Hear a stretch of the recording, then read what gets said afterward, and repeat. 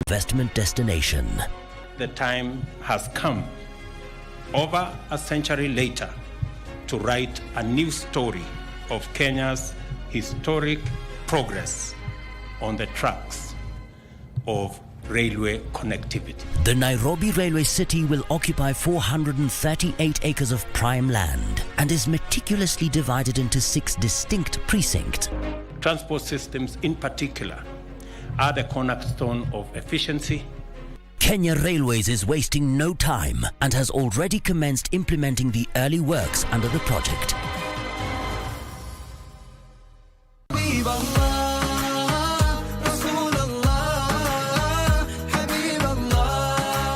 Kwa nini familia inapewa uzito mkubwa katika Uislamu? Katika mafundisho ya Kiislamu, familia ni zawadi kutoka kwa Mwenyezi Mungu, akitueleza kuhusiana na umuhimu wa kuhifadhiana siri. Ima yamefanyika mchana au usiku, yaliyozungumzwa mchana au usiku, lakini yakawa yamekusudiwa kuwa ni siri. Mwenyezi Mungu Subhanahu wa Ta'ala aweze kwenda kutuhifadhia mambo yetu na kwenda kuyanyoosha katika maisha yetu inshallah. Wiki hii kwenye Mkulima tutamfuga ng'ombe wa maziwa. Tumkame. Mayouth wote tungewahimiza wasifikirie ati ukulima ni kitu chafu, wajue ukulima ina faida, na hiyo ndio kazi tunafanya, na watoto wetu tumewasomesha mpaka university na hii kilimo yetu biashara. Tazama Mkulima Jumamosi hii saa 10:30 hapa KBC. Tukupe uhondo kamili.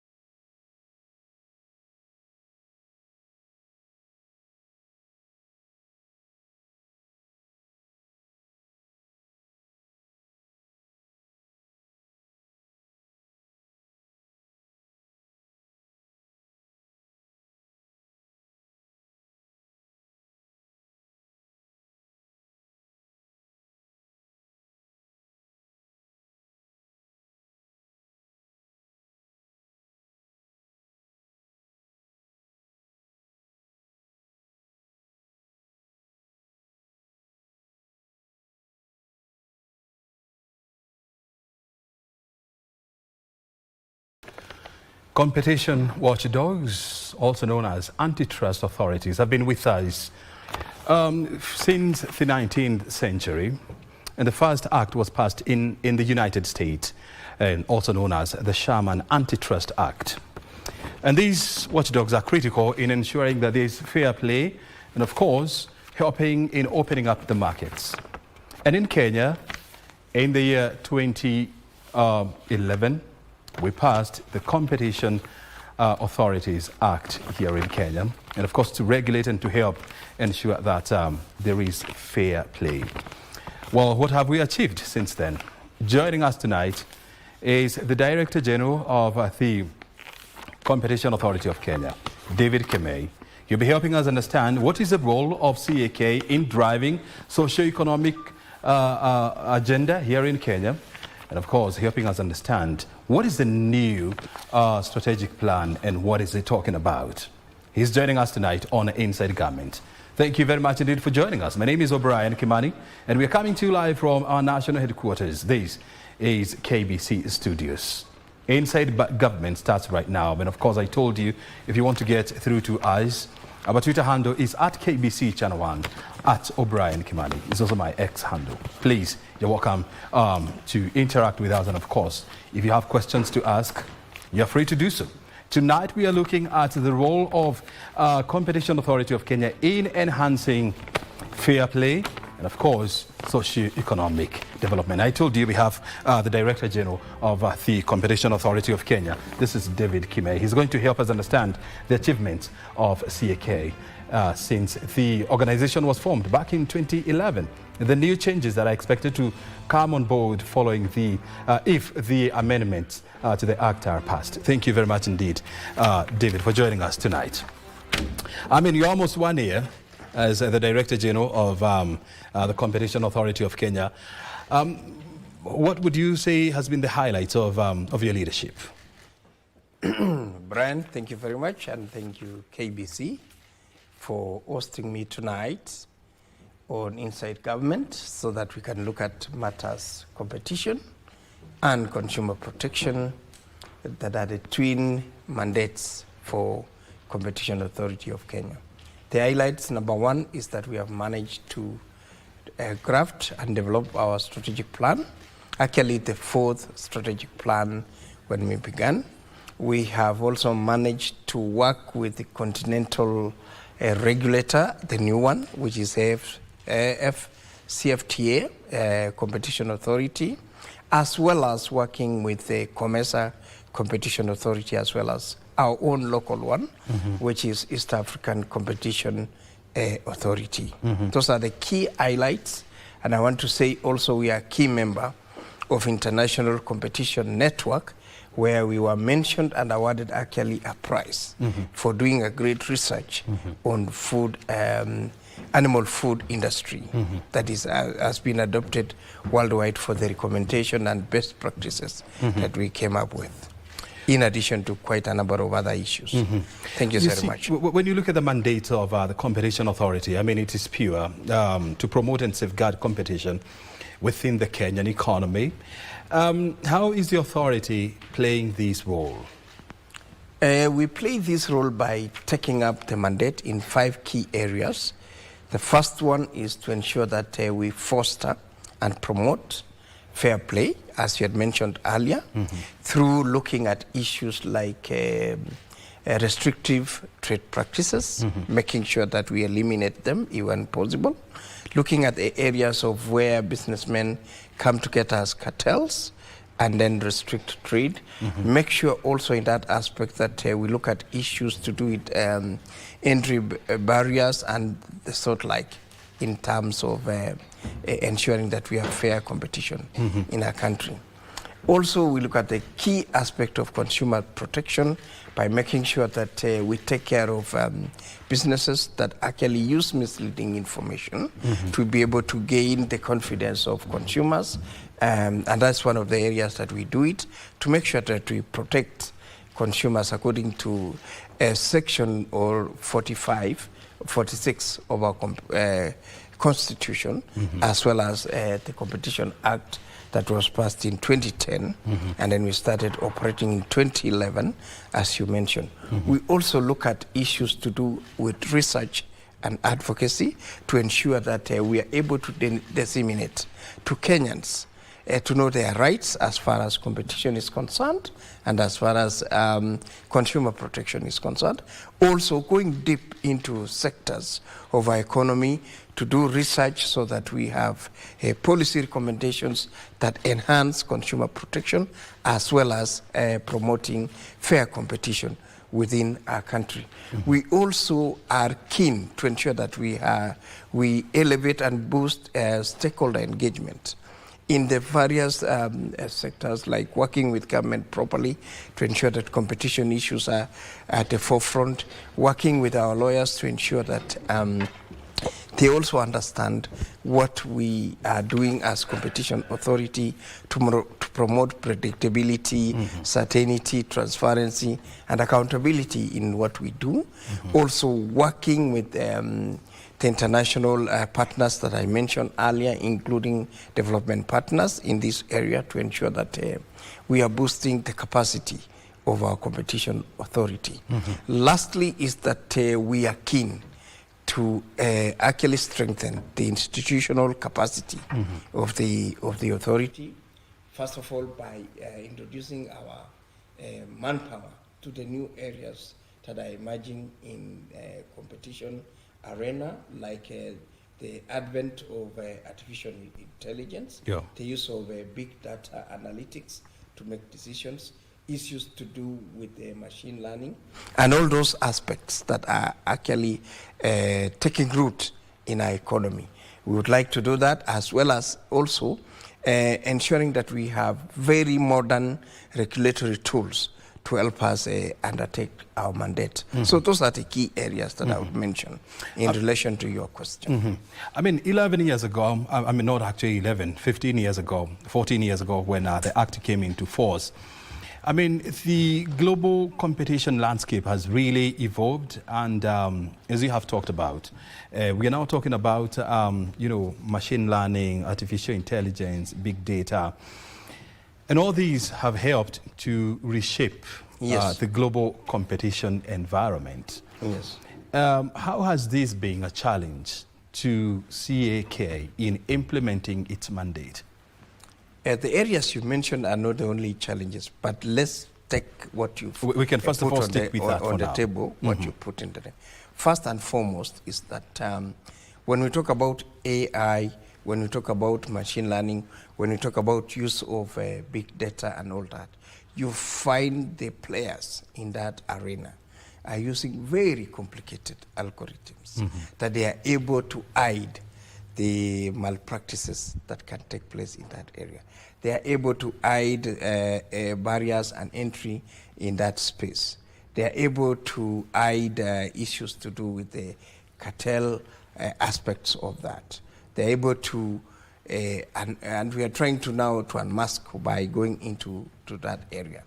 Number two is that it introduces different kind of economics than economics that we are used to in terms of the traditional economics. We now have to upgrade our expertise to now understand the issues to do with economics for platforms, economics for this internet space and the rest, so that then we are able to be an effective watchdog in that aspect. So that's the key challenge as you've said. Again, you find that the players that are in this space are huge telcos that are actually established all over the world. They even don't have physical presence in Kenya, but then they are also in our space in terms of the businesses they are carrying. And that's where we are taking issues like let's have a continental body that can then have the muscle in terms of the expertise, in terms of gathering data that is needed, in terms of disabling these complexities that we have, so that then we are in one body able to manage this. Otherwise, a national authority like ours may not have that kind of capacity to deal with such kind of challenges we are doing. And that's why we are members of International Competition Network. We are very active in coming up with a Continental Authority, Competition Authority. We are members of African Competition Forum, you know, because we want to push this agenda of being able to now regulate big telcos that are known to all of us. Very well. I mean, if you're just joining us, we are talking about enhancing competition within the Kenyan business industry, and we are talking to the Competition Authority of Kenya Director General David Kimei, and of course we are looking at the emerging issues, things like artificial intelligence, as well as big data, Internet of Things, and of course the global changing dynamics when it comes to business, and how CAK is positioning itself to play that critical role of ensuring that there is fair play and there is fair competition within the marketplace. I just want to hear this from you. I mean, when you look at CAK, I mean, when it was formed back in 2011, I mean, you know, the widespread use of artificial intelligence as well as Internet of Things was not as widespread as it is today. So what are you doing, or what have you done to ensure that you remain with tune with the changing global business environment?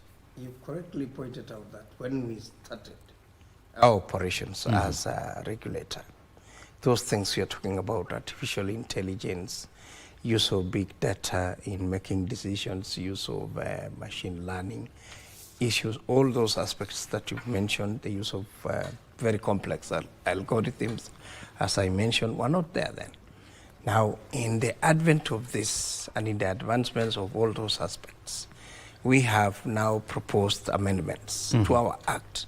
Because we, at that point, we never anticipated as Kenyans and everybody else in the world that this is the direction that our businesses will take. So therefore, we proposed several amendments that, first of all, will give the authority the muscle, the legal muscle, to regulate that particular space. And those amendments mirror what we have at the moment in terms of dominance, in terms of abuse of power, in terms of restrictive trade, in terms of issues to do with cartels. They mirror that, but now appropriate and actually customized to deal with a digital space, deal with digital markets. Yes. And I know those provisions were lacking, and that's why we are taking that step. Where we are at the moment is that it has gone through the several steps that needs to be done. What is remaining now is for that to be presented on the floor of Parliament, for Parliament to debate and give the way forward. We are hoping that Parliament will agree with us because of the importance of regulating this digital space, this digital market. And we are calling upon our members of Parliament to look at this positively, because this is where we need to regulate, to make sure that we protect our consumers, to protect that we have level playing field for everybody who's doing business in that space. Thank you very much. I know that the amendments have been pending, and of course, thank God now they are before Parliament, where the debate is expected to happen. Do members of Parliament understand and realize the urgency of passing the CAK Amendment Act? Yes, they do. They do understand, because one aspect that really speaks to the urgency is the fact that when it went before the Cabinet, it was actually given a clean bill of health because of the urgency it needs. Also, our parent ministry and ourselves, we are engaging the committee of in charge of finance and all that to have actually to explain to them, and we have engaged them to know the crucial and the importance and the urgency of this issue. And we are happy to report that we are getting positive response from the different committees that are actually involved in issues to do with the competition. So it is at the committee stage now? We have actually presented it to Parliament, and it is expected to go through the committees before the entire House discusses.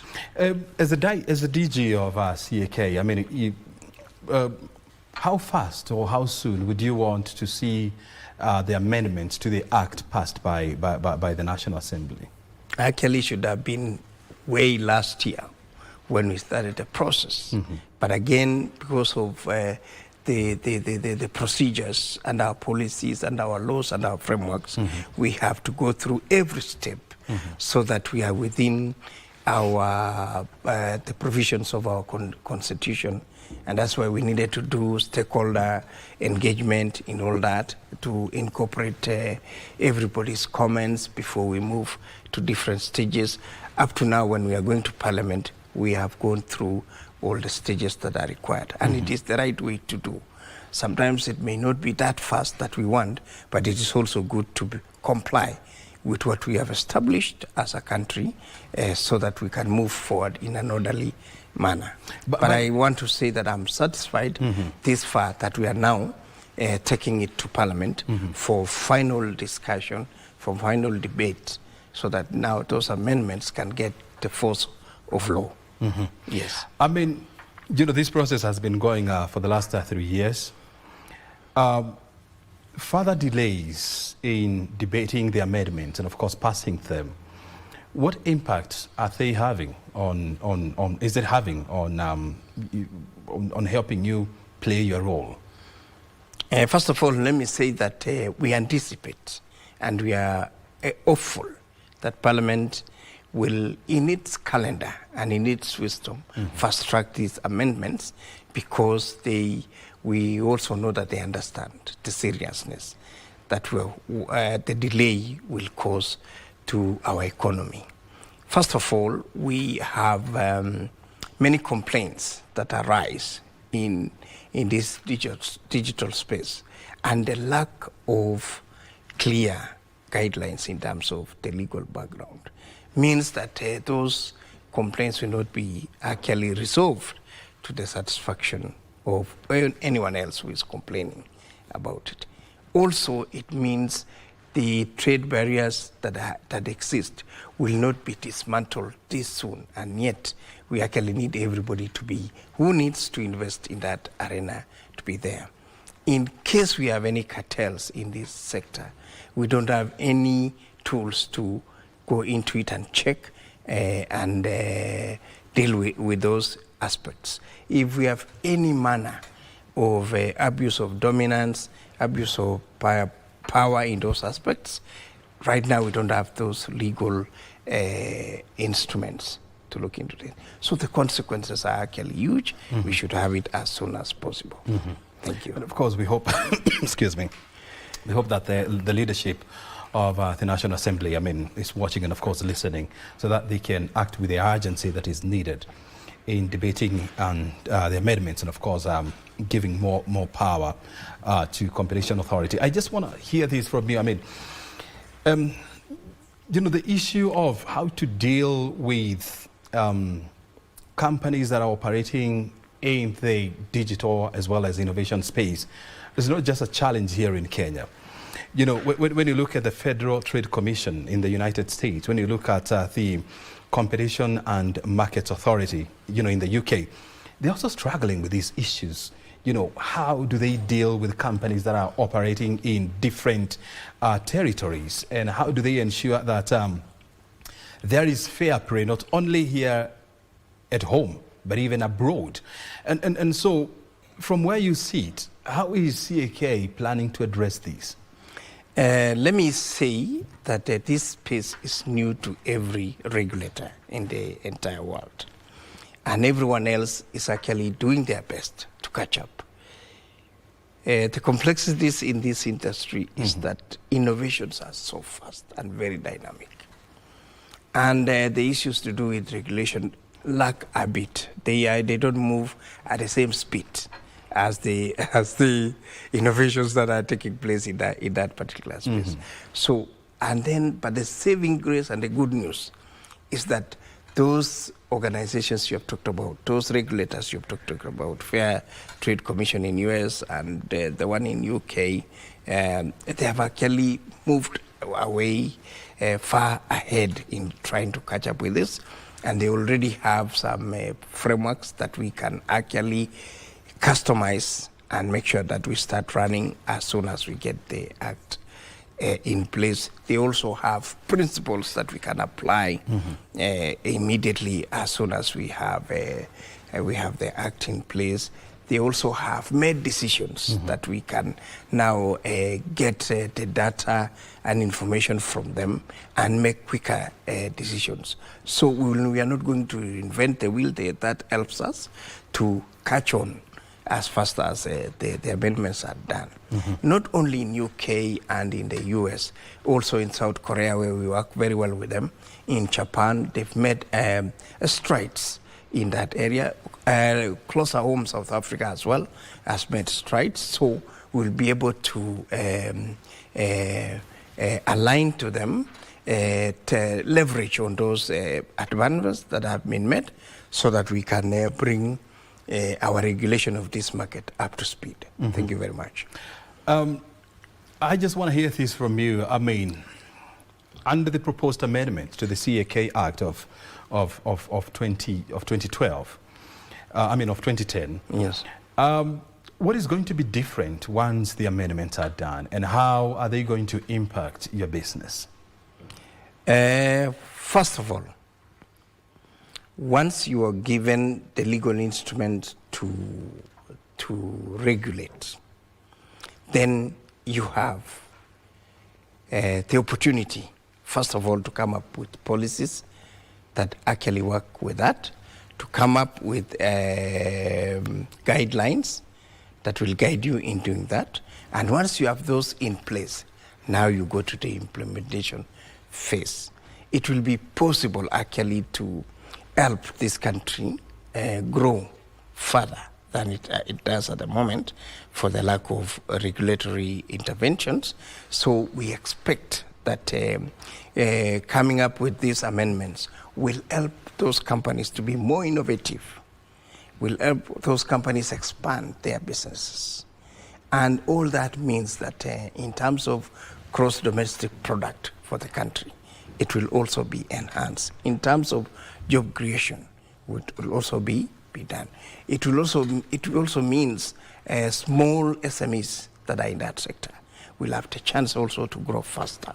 So it is a whole array of benefits that will accrue. Mm-hmm. And all those will affect possibly our business and our outlook on what we do to impact economic growth in the country. Mm-hmm. Yes. Is there one amendment that is exciting to you, that you expect to see once a new act comes into force? What excites me is that we are able to define that market. Unlike when we are here now, we are not able to define because of the lack of the amendments. Right. Also, what excites us also is that it helps the country, the businesses in that space to be self-regulating. We like actually encouraging self-regulation so that companies can work in a way that they comply, and then from complying with the laws and meeting their targets in terms of return on investments, in terms of profits that they need. That is the way we really envisage. And that excites us because it will encourage self-regulation in this area, and it will help us move forward. Mm-hmm. Yes.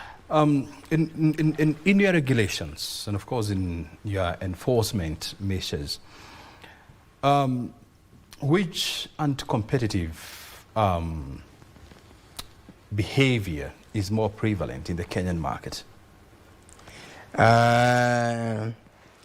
The first one, which we have actually seen a lot of complaints on, which really do not bother so much on our mandate, is fraud.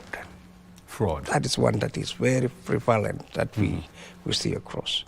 And I'm sure we have we have several agencies that are actually have that mandate to deal with it. So once we have our act in place, we'll be able now to work with them so that they can deal with that behavior. What form of fraud? For instance, maybe a Kenyan has bought an item, all right, or online, and then the item is not delivered. That's fraud. Or which is a criminal that's act. A criminal act, yes. Or somebody buys something and yet they don't get a service that they bought. Or they buy, but then they are supplied with something different from what they have bought. Or they buy and it takes forever for it to be done. All right. So it's not different from the other criminal activities. Yes. And so under the proposed amendment... But on the competition side, is that the prevalent issues that we've seen is on the online loan or loan companies that give loans or actually sell the micro-lenders. Micro-lenders. Actually, the issues there are the interest rates, two, the currency that is being used. So sometimes you find some of those micro-lenders asking people in Kenyan economy to pay by dollars. And we are yet in the Kenyan economy. Yes, and the interest rates that sometimes are outrageous.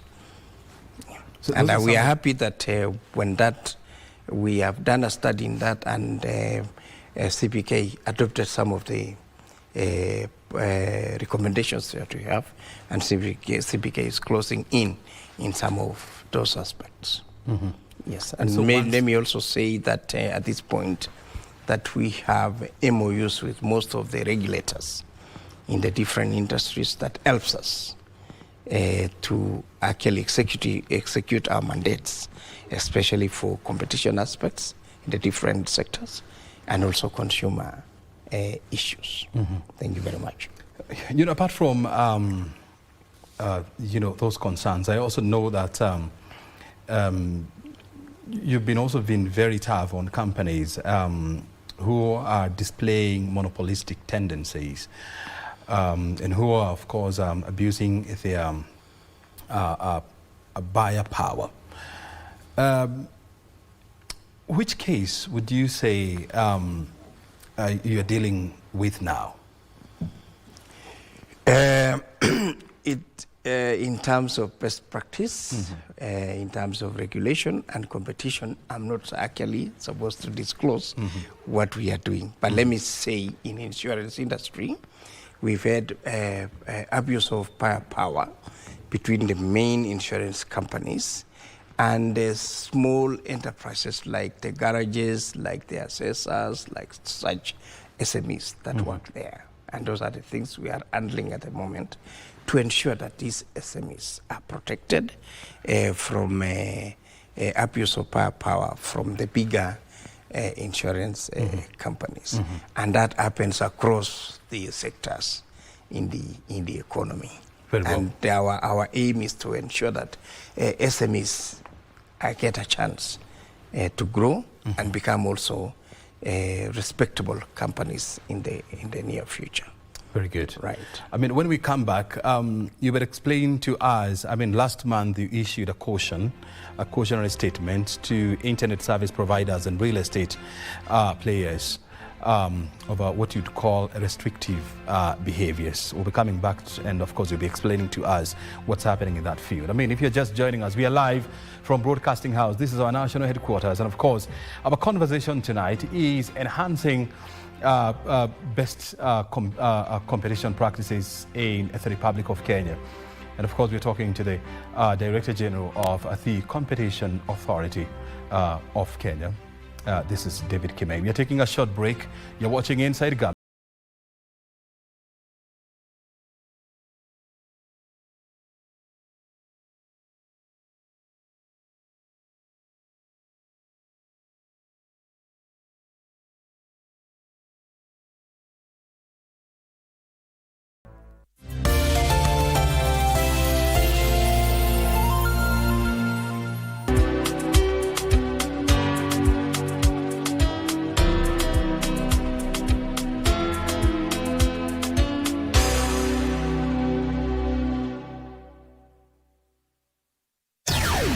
Live from Broadcasting House, Nairobi, Kenya.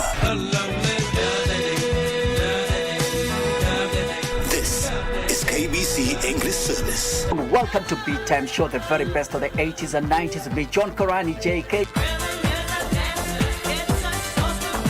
Timeless music hits across the decades. This is the place to be after you've had a tough day. Here we celebrate love and life.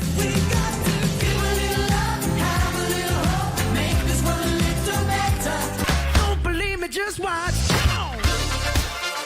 The sound of KBC English Service. I'm your host Caroline Wangishi, Carol Gatata Moshero. My name is Geoffrey Mongai. News, information and entertainment. KBC English Service, Kenya's official national radio. Nani? Jahazi. Jahazi? Kwa hakika Jahazi ameingia leo. Yuko wapi? Kwa Doris. Ina wakati wa matambara ya kitajiri. Matambara ya kitajiri? Ndio. Hinda alijipata kwenye utajiri. Mwanangu mpendwa. Njoo nikukumbatie. Njoo. Chukua pesa zako na utuache. Ondoka sasa hivi. Nikasimu kasema kuwa. Nikasema Pasha amepelekwa ICU. Ati nini?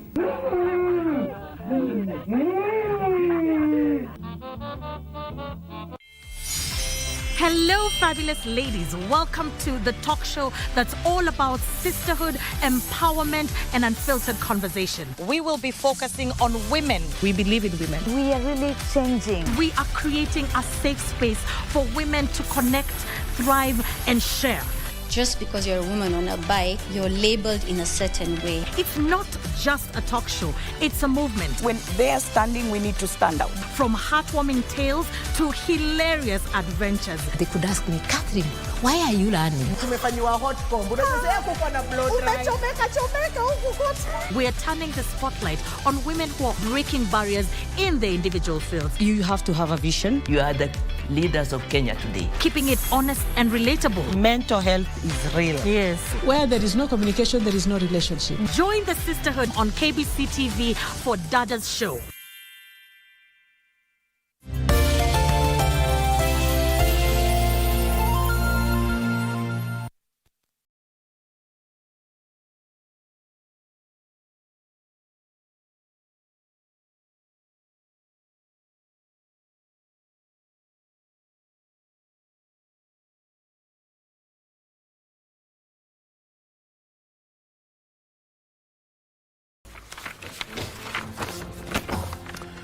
Welcome back. You're watching Inside Government live from Broadcasting House. We're talking to David Kemei, the Director General of the Competition Authority of Kenya, joining us tonight. I mean, last month you issued a cautionary statement to internet service providers as well as real estate managers who have been colluding to deny other ISP providers business.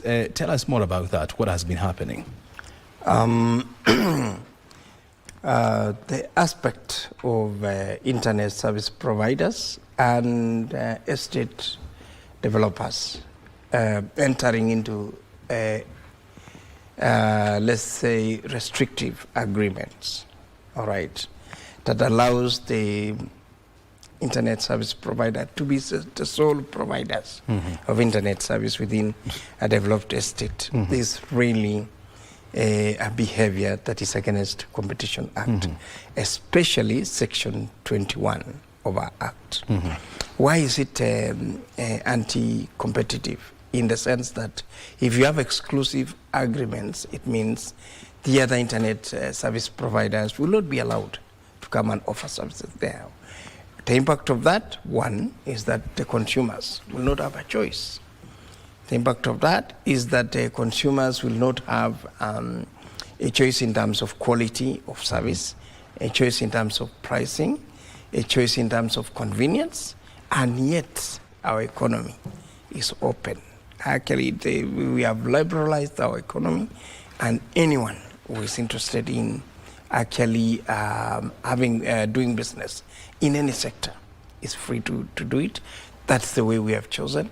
So it is a very anti-competitive behavior to have exclusive agreements between real estate developers and internet service providers. And the reason why we did the notice is because we suspected this is a widespread practice, and we wanted to really take a step that will notify anyone else who is in that exclusive agreement to know that it is illegal, it is to know that it is against competition law, and to know that they can actually be penalized if found to have done that. And that now gives us the room to start doing thorough investigations in the different estates to see the compliance to that requirement and to that notice. So going forward, we expect to do thorough investigations and surveillance to see whether this notice is being actually complied. What about in a situation whereby it is there is an agreement between the ISP service providers, the owners of the estate, and the developers of the estate? Is it still illegal, where the three parties sit together and say, For us, we are strictly sticking to the service provider, ISP service provider. Is it illegal? It is illegal in the sense that it is exclusive, meaning they are locking out other service providers to come in. That is where the illegality comes in. It doesn't matter how many parties sit and agree to have an exclusive agreement. It is against Section 21 of the Competition Act. That makes it any exclusive agreement to be illegal. Very well. Yes. And it doesn't apply only to internet service providers and real estate developers alone. It applies to the entire sectors in our economy. So anyone else who is having exclusive agreements in their dealings, they're actually going against Section 21 of the Competition Act. Help us understand. I mean, if we live in a gated community, or what you'd call it in an exclusive neighborhood, whereby the neighborhood has been developed and owned by a certain a class of people. But then we sit down and say, in this estate of ours, we just want Company A to be the exclusive supplier of milk. Is it illegal? Very illegal.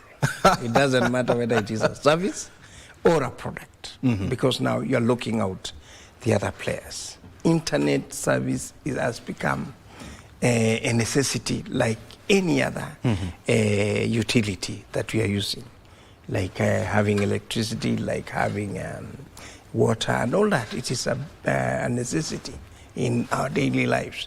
We cannot actually transact many things without internet. And since we have liberalized our economy and we have many players, and the law allows everyone else to compete in that particular market, there's no reason why we should be having exclusive agreements looking out other businesses and other businessmen who are interested and women who are interested in providing the service. Yes. I'm getting a question here from one of the viewers who is watching us tonight, and he's asking, this is Timothy Olonde. You're asking, is Competition Authority, does it regulate political parties? Thank you for that question from Olende. Ours is confined to trade issues, business issues, where we have businesses actually doing their businesses. We don't even deal with issues to do with government. That's not our terrain. Our terrain is only about businesses doing business the right way. Yeah, that's it. So when it comes to matters political, yes, I mean, that is leave it left to the registrar of political parties and other parties that are related. Very well. Yes. Help us understand these. You are in the process of rolling out your new strategic plan. Yes. Which is going to guide your operations for the next 5 years. Do you want to tell us more about these? Yes, thank you. Let me say that it is going to be operational in the next 3 years. Why do I say that? 3 years, yes. Because we are aligning our planning regime to the one of the government. So when we do it for 3 years, it will end the medium-term plan. It will end in June 2008, and that's also when the new government plan also begins. So we begin together with the government. So it is 3 years. Yeah. Yes. So what is going to be new in what do you seek to achieve under the new strategic plan? Several aspects. Number one, we want to enhance compliance and enforcement in all the sectors. We want to regulate digital markets that we've talked about earlier on. We would like to collaborate more and partner more with the regional regulatory authorities and also continental, in fact, international. We want to do a lot of market research to be able to come up with policies and recommendations that are pro competition in all aspects. We want to do a lot of more to do with advising government in the new areas that they are considering, so that competition issues and consumer protection aspects come on the table to be considered. Yes. When it comes to also issues to do with consumer protection, we want also to do it on the digital space as well as our traditional area that we are in. And in fact, we recently invested in a forensic laboratory that will help us also in cracking down on more and more cartels in our sectors. Yes. I mean, the word cartel is, it's widely known in Kenya. Yes. And, I mean, we've all heard about cartels. And in your operations, what would you classify as cartel behaviors?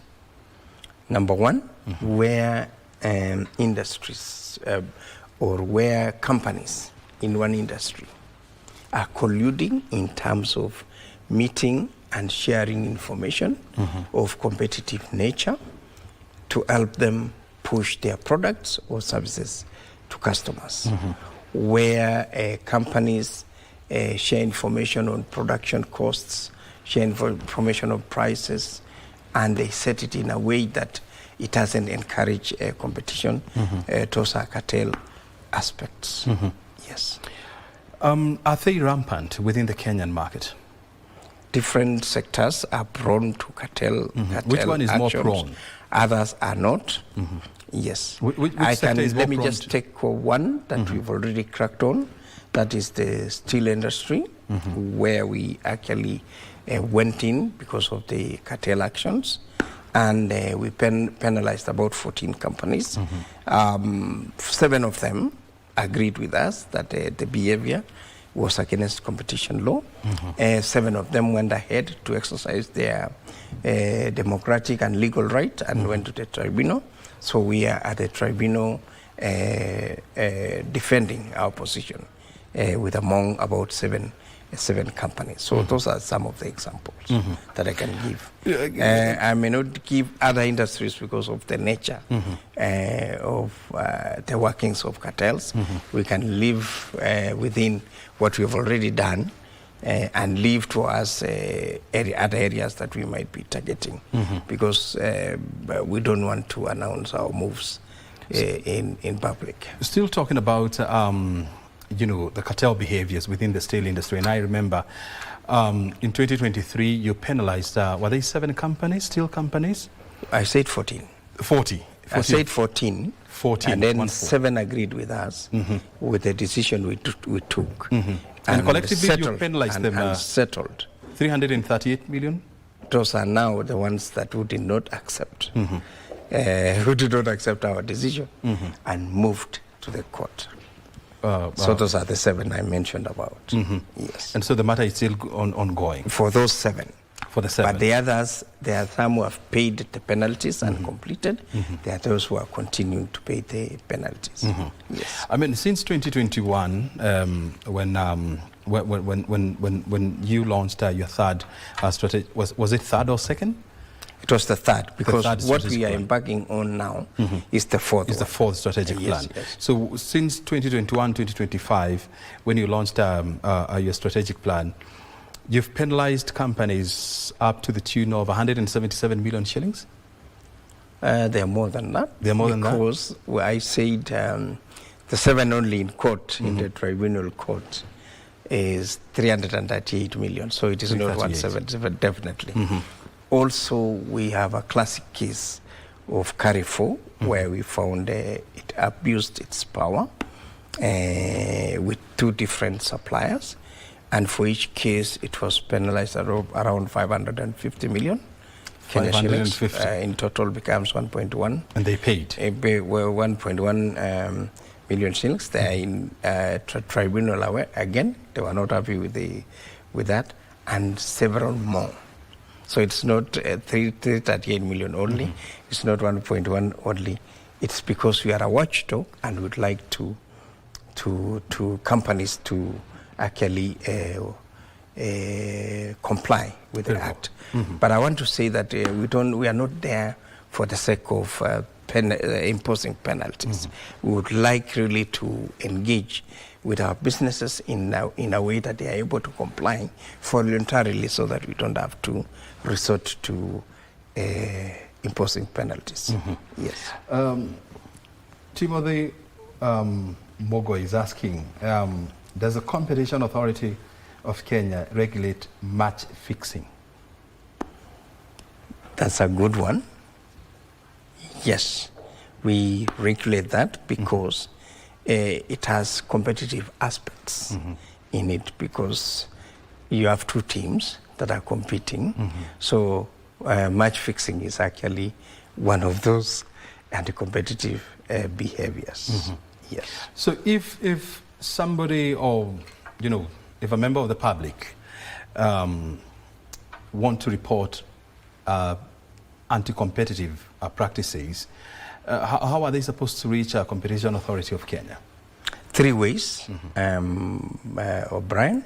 The first one, they can call and they'll be connected to one of our officers dealing with the case that they are reporting. Very well. And I have about 4 departments that deal with it. If it is anything to do with cartels, restrictive practices, that person will be connected to our enforcement and compliance department. If any issues on mergers and the rest, we take them to the mergers department. If it is an abuse of power, we take them to power department. If it is consumer, we take them to consumer protection unit. That is a call. The second one is through an email. All of us are connected to the internet, and most of us use emails. They can use info@cak.go.ke or complain@cak.go.ke. The other one is if they can also write the traditional way of writing letters. We will also accept that. If they are within Nairobi as well, they have freedom to visit our offices and engage us on the complaint that they have. Very good. And of course, also the pension towers. Yes. Also, when we go outside to do our sensitization workshops and the rest, we can also pick some of those complaints when you know that we are within your towns. When we are doing the sensitization, you can also approach us at that time, and we can get your complaint and process accordingly. David Kemei, our time is up. Thank you. Thank you very much indeed for joining us tonight, and of course for sharing those insights with us right here on Inside Government. Your time is highly appreciated. Thank you so much. Thank you very much, Andy. We've been talking to David Kemei, the Director General at the Competition Authority of Kenya, joining us here tonight, and of course to explain to us what the authority is doing to enhance competition within the Kenyan business landscape. O'Brien Kimani is my name. You have been watching Inside Government. Thank you very much indeed for your time. The Prime Edition is coming up next. Stay right here.